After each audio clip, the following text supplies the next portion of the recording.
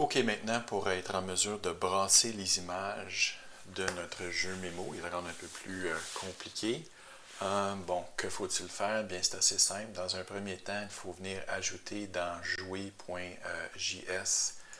la méthode anti-aléatoire qu'on a expliquée dans la tâche 9, je crois. Donc, ici, il faut s'assurer que le code est bien rempli. On choisit un nombre au hasard entre 0 et 1.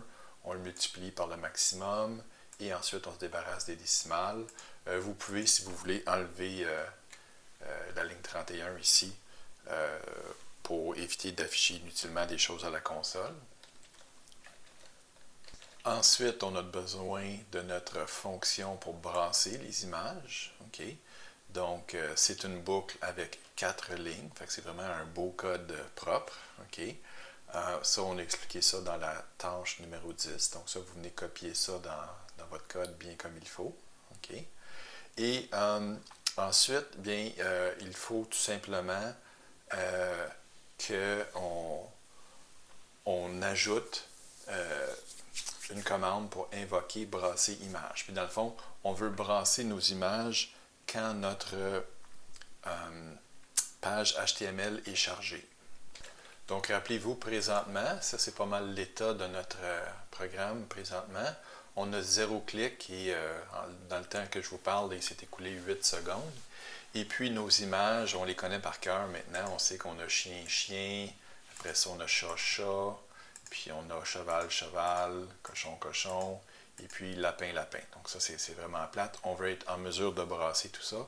Donc ce qu'on veut, c'est quand on charge notre page HTML, que toutes ces images-là soient brassées.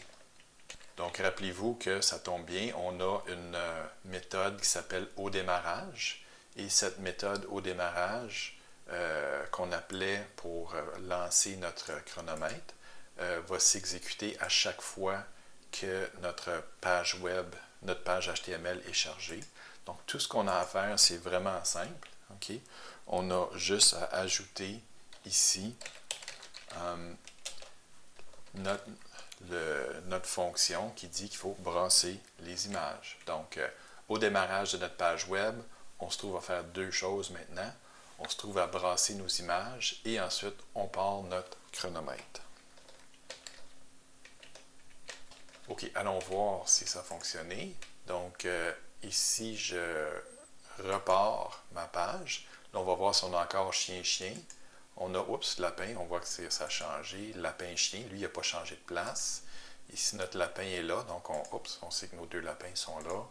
Ici, on a le cochon. Ici, on a le chien. Bon, si ma mémoire est bonne, on avait un chien ici. Donc, je viens d'identifier mes chiens. Ça, je pensais que c'était un cochon. Fait qu'on a un chat. Donc, nos deux chats sont collés ensemble. Le cheval est ici.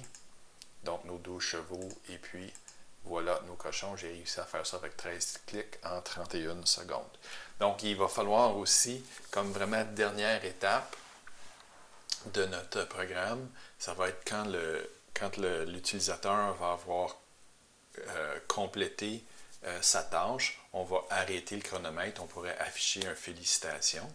Et aussi, peut-être dans une autre étape, on va vous demander de rajouter des images. Par exemple, 2 rangées d'images. Vous pouvez rajouter d'autres types d'animaux. Et aussi, bien, redessiner un peu le look de la page. Donc, on peut réessayer une dernière fois. Donc, ici, on voit qu'on commence avec lapin, chien, lapin. On va aller brasser ça à nouveau. Qu'est-ce qu'on a? On a encore lapin, on a cochon et on a cheval. On brasse à nouveau. Oups, on a encore lapin. Le lapin est souvent là. Lapin, voilà. Puis, bon, moi, je doute peut-être qu'étant donné que le lapin est toujours là, on a peut-être un petit bug dans notre programme. J'ai l'impression que c'est pas normal qu'on ait toujours un lapin là. Mais en fait, c'était vraiment juste du hasard parce que je viens de l'exécuter à nouveau là.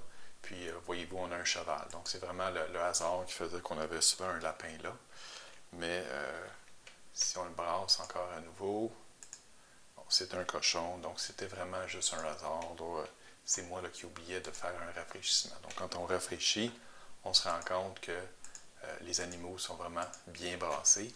Donc, il nous reste juste à compléter le jeu.